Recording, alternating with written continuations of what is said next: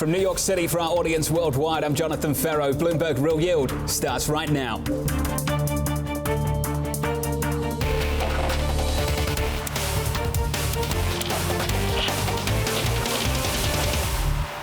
Coming up, global risk appetite remains at the mercy of the next trade headline. Treasury's heading for a big weekly loss, bond yields climbing to 3-month highs. And as credit rallies, investors waiting for the fourth biggest corporate issue on record. We begin with the big issue, the global bond market shakeout. It feels that in the bond market, yields could go higher. Close to 2% right now? Certainly you can go beyond 2%, likely by year end. We wouldn't expect them to keep going up for sure. If it keeps pushing higher, then you're going to start to get a capitulation, which is going to bring us another leg higher in yields. We have seen a bit of capitulation. You're going to continue to see pressure on yields. Lower bond yields from here, probably the market wouldn't like. If this rally, if this push higher in yields reverses, it reflects a significant deterioration in macro. The markets come around to the view that maybe we're not going into a recession, we're going into a slower growth environment. You still have quite a substantial amount of institutional investors who are on the long side. They perhaps have an overweighted duration. You want to be buying duration here because we've not yet seen a sustained pickup in momentum in US data. Joining me around the table here in New York City, Tipp of PGIM Fixed Income, Samantha Azzarello of JP Morgan Investment Management, and Krishna Memani of Invesco. Sam, let's begin with you.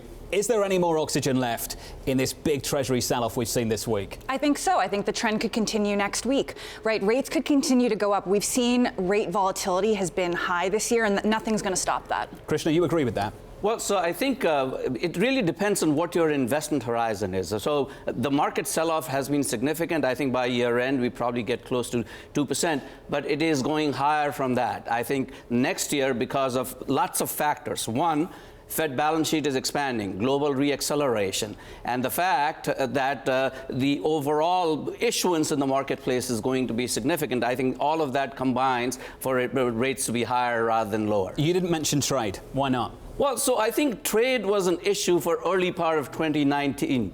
It is not a relevant issue for the future as long as we don't get exacerbation of the trade issue. I think if we resolve the trade issue, it actually helps the economy, but very modestly. So one way or the other, I don't think trade is a driver at the moment, and it is unlikely to be a driver in 2020. This point in this debate, I think, is critical for this bond market move to continue or not. To what degree is this move through the last week, the last couple of months, about signs of a global economy bottoming out, or about the trade story and the prospect for a trade truce, and how independent is one from the other? So we have kind of crossed signals at multiple times in this kind of rally. I think the key here is global trade, the impact of that on the economy is actually relatively modest in the near term. From a longer term perspective, it's very important, but the impact on real growth and revival of growth is actually modest. So it's not trade, it's the reacceleration that is already unfolding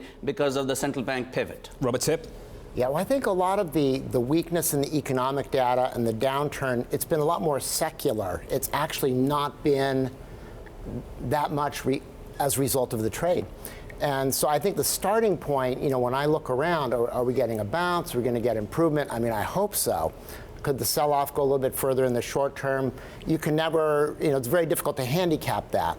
But when I look at the starting point, I think that's the thing that is going to anchor us. And I mean, industrial production in Europe, and it is the goods side, is at recessionary levels. Industrial production in the United States is down at 0 year over year. So even though we're having decent service growth, decent job growth, on the goods side, you're stagnating. And I think that's an environment where you're in the right zip code for rates. You're not going to change upwards. Sam, take us one step further. Is this a trade-dependent sell-off? Krishna says no. Your view? I disagree. I do think it's dependent on trade issues. Trade issues, this idea of a trade resolution, this is a moving target, right? So we can say the data might be bottoming, it might not, but that being said, 1 week doesn't make a trend, and right here, right now, this week, this has been completely induced by trade tensions looking like they're, moving in the other direction. I would also go one step further, Krishna. I would suggest that actually something interesting has happened. The way investors and their attitude have changed towards the trade news. On a day when you get so-called perceived negative trade news, the Treasury market rally is a whole lot smaller than the Treasury market sell-off you get from when the trade news is perceived to be positive. There you go. That's a proof point in terms of what the driver of the market is. I think the overall re-acceleration of the global economy, everything bottoming out in the third quarter is the key theme. And trade makes for small gyrations around it. It's not the core issue. The core issue is really re-acceleration, or at least bottoming out re-acceleration that is going to take place over the next few quarters. So the next stage of this conversation needs to go to the correlation, the positive correlation that we may re-establish between Treasury's rates and risk assets. At the moment, there's been a negative correlation. Risk assets perform well, Treasuries come lower.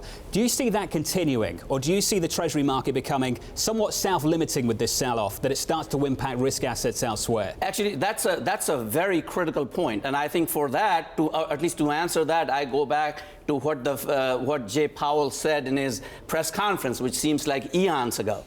They are not going to be even consider raising rates until they see persistent inflation, which means never. So effectively, the upside in rates is actually capped out. So I think the correlation can continue for a while. After a while, it stops because rates stop backing off because the front end of the market is not moving, and there's only so much steepness you can have at the current growth trend. Your thoughts on that, Robert, just how self-limiting a Treasury market sell-off could be? I agree. I mean, I think that, at some point it's like, hey, oh, that's great. You have relief on the trade side and the risk assets take off. And I think one of the limiting factors on equities has been, and you've seen this in Japan and in Europe, low rates don't necessarily bring you high equity prices, right? You're dropping the discount rate, but if your growth expectations are too moribund, you don't get the equity upside. So as we see the trade tensions come down a bit, then you see equities take off. But I think we just came through a period, when we talk about are you going to get a re-acceleration, we just had the fiscal stimulus. Now we are coming into an election. Are we going to get another tax cut? I don't know, but I was a little bit surprised at the rapidity with which the last one came through.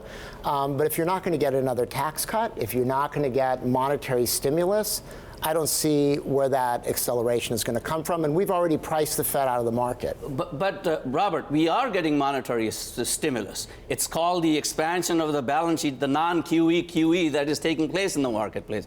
They can call it whatever they want. Why is that a stimulus?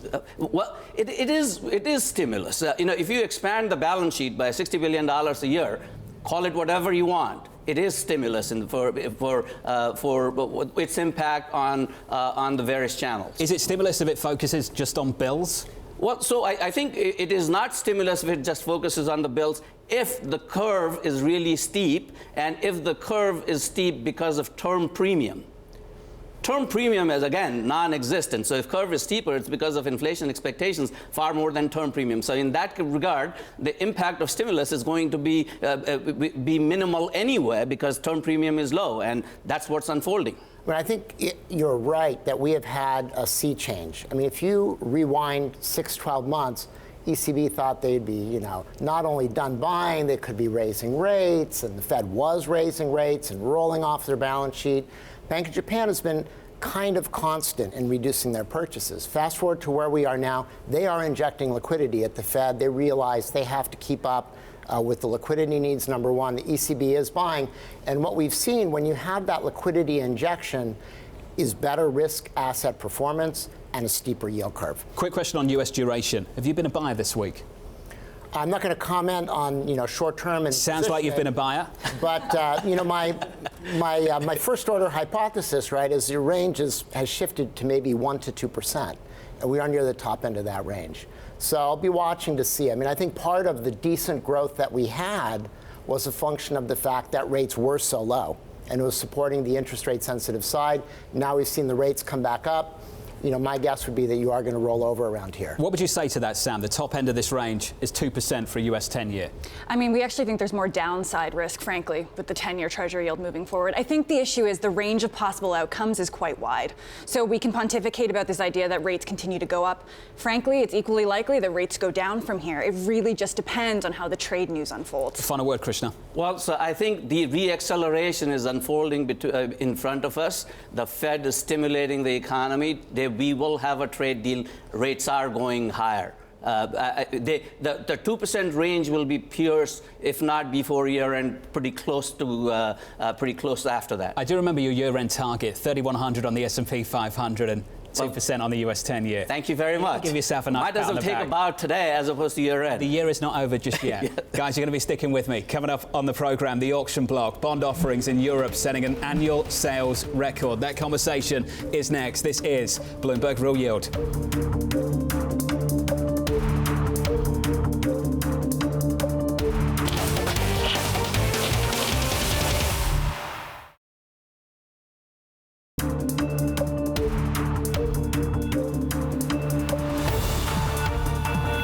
I'm Jonathan Ferro. This is Bloomberg Real Yield. I'd like to head to the auction block now and begin right here with the Treasury market dropping, the 30-year Treasury yield climbing to a 3-month high as the market absorbed a $19 billion auction of the maturity earlier this week. In corporates, the energy sector boosting U.S. investment-grade supply, led by issuance from Shell. Next week, investors await a monster $28 billion issue from AbbVie. And finally, over in Europe, new sales have broken the full-year issuance record with more than 7 weeks to spare. The annual tally exceeding 1.28 trillion euros. Sticking with Europe, where investor appetite for European exposure has remained buoyant.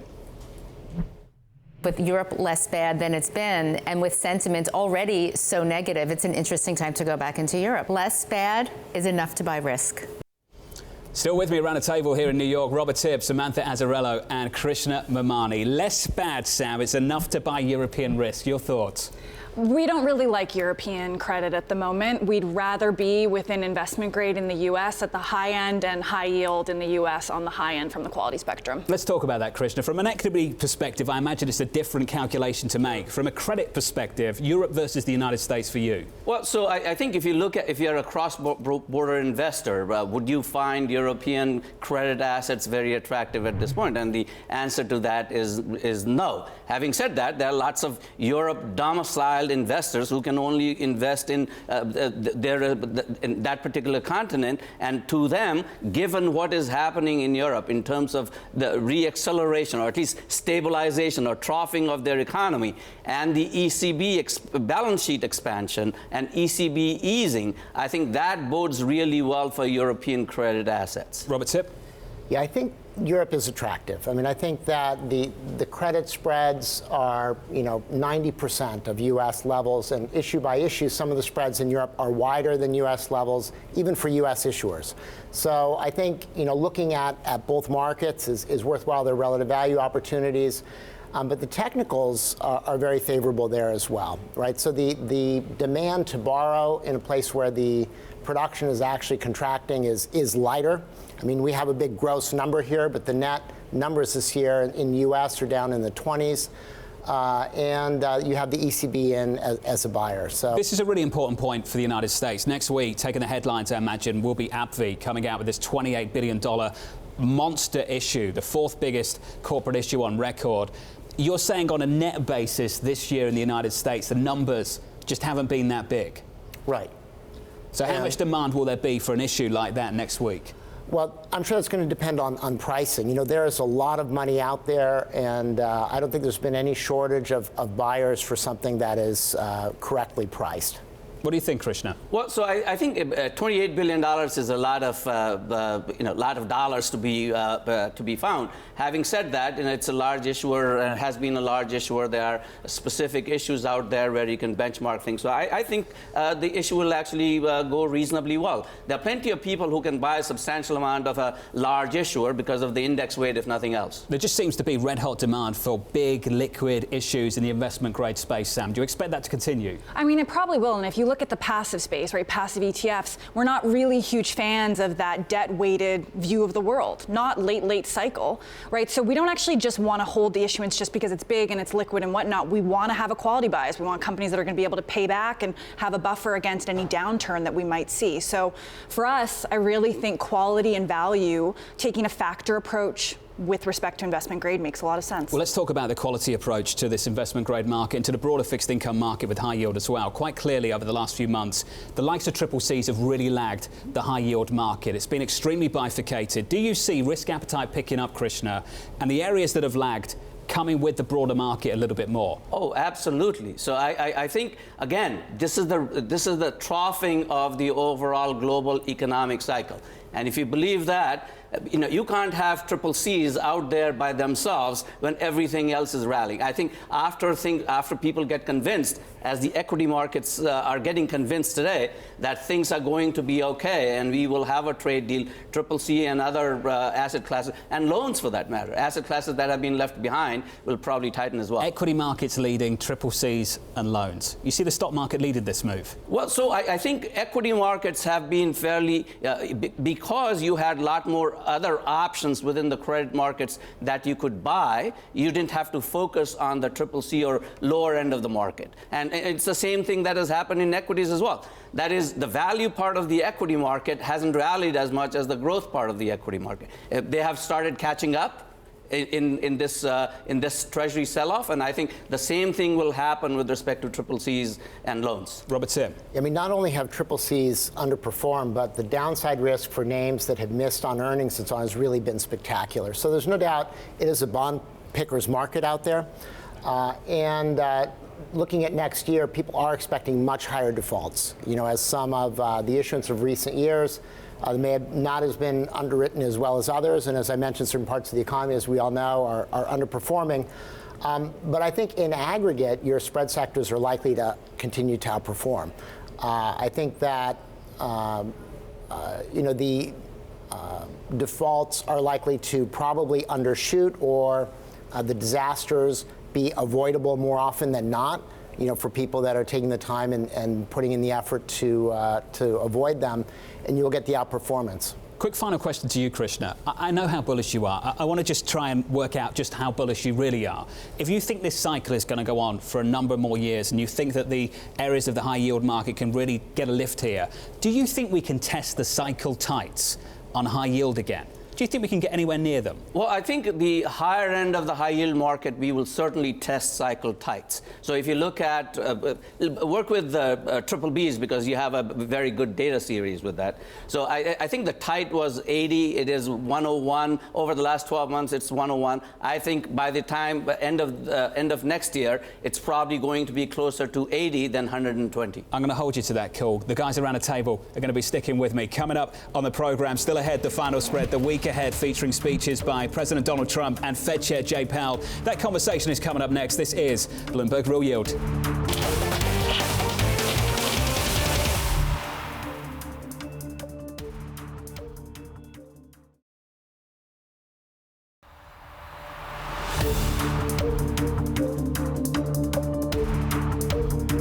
I'm Jonathan Ferro. This is Bloomberg Real Yield. I'd like to head to the final spread coming up over the next week. What a week we've got coming up for you. Monday, the U.S. bond market closed for Veterans Day. Then things really get going on Tuesday. President Trump giving a speech at the Economic Club of New York. Wednesday, the House Intelligence Committee holding the first public hearings as part of its impeachment inquiry. Fed Chair Jay Powell addressing the Joint Economic Committee, and we get U.S. CPI data. Thursday, we get a slew of Fed speak, including Vice Chair Rich Clarida. On Friday, we get U.S. retail sales and industrial production. With me for some final thoughts, Robert Tipp, Samantha Azzarello, and Krishna Memani. That speech from the president next week, Krishna, what are you looking for? Well, I think some color on trade and aspirations with respect to trade would be good. And I think it's basically articulating his agenda for the next year in some form or the other for his re-election bid. Sam? I mean, just calming and easing for the market. Do we need to get a resolution on the trade agreement? Do we need to hear from the president next week that we're actually going to get a phase one deal? I don't think the word resolution, it means different things to different people, right? And I think we're all just hoping for easier conditions with respect to trade and trade hurting growth and sentiment. Robert Tipp? I think he has to keep it going. I think he has to keep the tensions going all the way through the election. You really think that? Yeah, I think otherwise, he will be criticized for being too easy, for caving before we got to the hard stuff. The reason I asked, Robert, is because there's many people that think this president needs a deal to go into 2020 with, to run on an election campaign with this just in the background and focus on having a good economy. I think they need to kind of take the trade issue off the table, They don't have to solve everything, and it is very unlikely that they will solve. Even if they do get a phase one deal, it's really about rolling back tariffs and allowing issues to kind of die down. The real crux of the trade issue doesn't get resolved anytime soon, and that'll continue for 10 more years, and we'll be talking about it for 10 more years. What do you say back to that, Robert? I agree. I mean, I think they could paper over some differences and small parts and what have you. But I mean, we've seen a lot of back and forth. We've seen things come on, go off, get delayed, be pulled back forward. So I don't know. I think really the underlying substance of what's going on in the economy and the fundamentals are a lot more of a driver than what people realize. That's a big speech to watch next week. Can we say it's a Federal Reserve success that there isn't much suspense around a Fed chair speech next week? Is that job well done for the Federal Reserve? It's progress, right? You go back to January and we were all confused. There was a lack of cohesion coming from the Fed. Fast forward 9 months, I would say we're in a much better place. I know the futures market is still pricing in 30 bips of easing, and I get that. I don't believe the futures market, but the Fed is making it clear to us that they're on pause, and we all seem to be okay with that. Krishna? Well, so do you remember the mid-cycle adjustment? I do, yeah. So how to shoot yourself in the foot while you're trying to do good. But I think Jay Powell has learned a lot, and I think the comments that he made in his press conference is really the most significant set of comments that have been made by a Fed chair in a while.